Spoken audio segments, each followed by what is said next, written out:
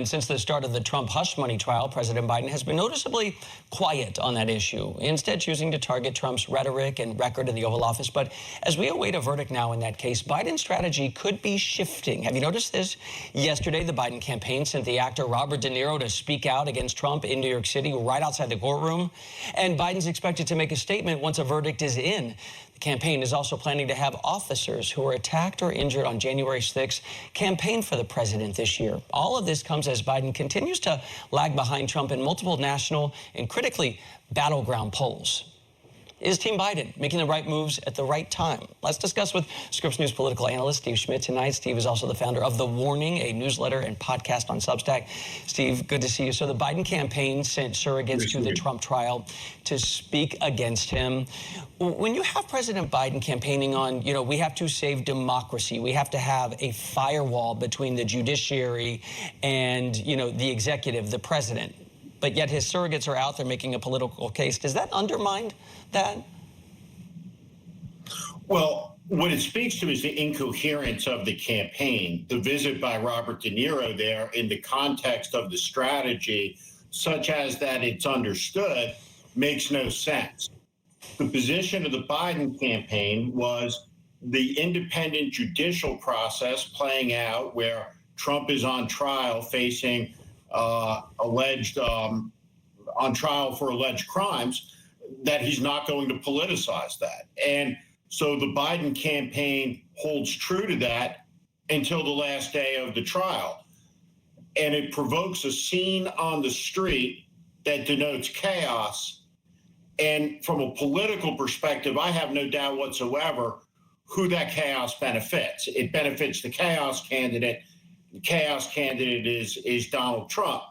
The split screen of this is the president and the vice president are campaigning together in Philadelphia. There are two finite commodities in political campaigns, time and money. And when you see the two of them together campaigning to a core Democratic constituency in an overwhelmingly Democratic city, what that suggests is that the Biden team is on defense and they are pinned back deep in their own field territory, they have very, very bad field position is what that says. Wow. Okay, Democrats not going to like that assessment, but you talk about strategy and execution here.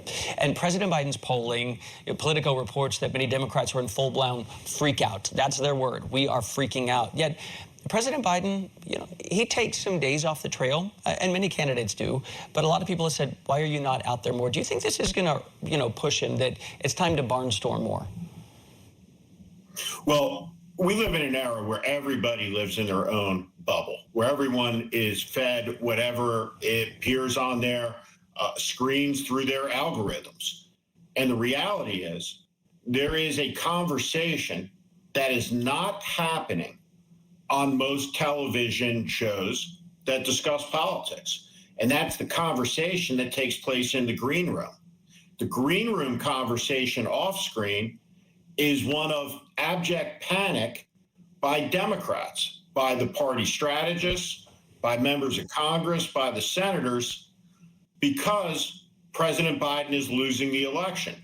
If it were tomorrow, Donald Trump would win. And there are 160 days left. And that's why, in part, the stakes for this June debate are so fantastically high for President Biden.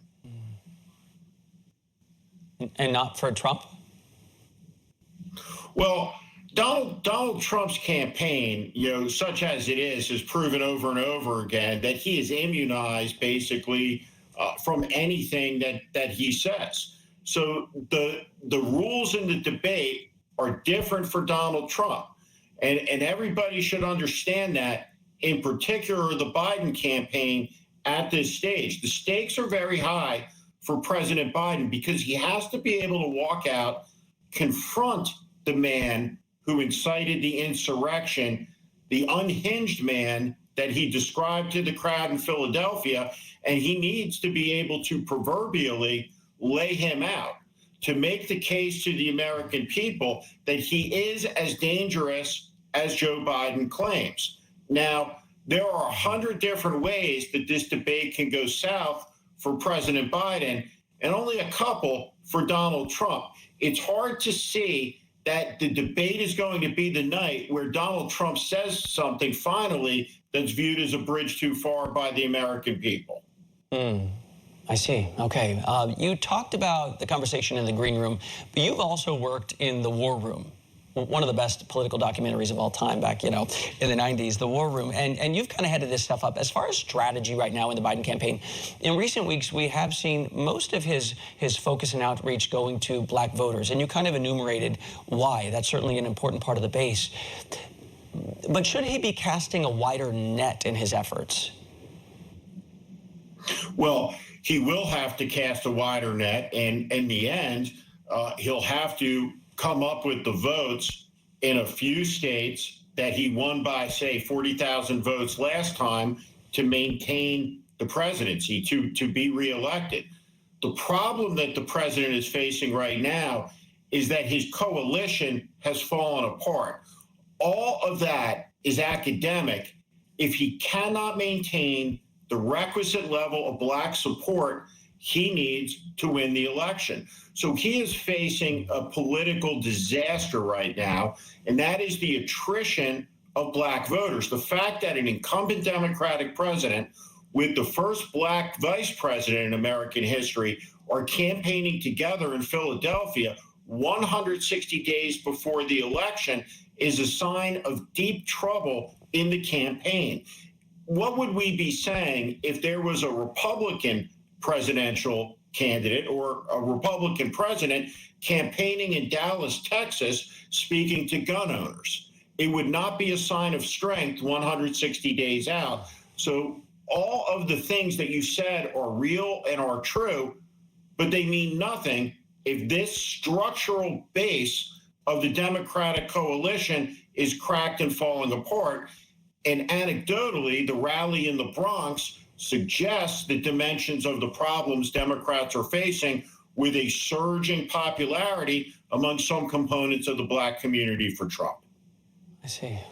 A devastating assessment here, Steve, but I mean, from a man who's actually run a presidential campaign, it's helpful to understand the dynamics. Scripps News political analyst, author of The Warning, Steve Schmidt, good to see you. Good to see you.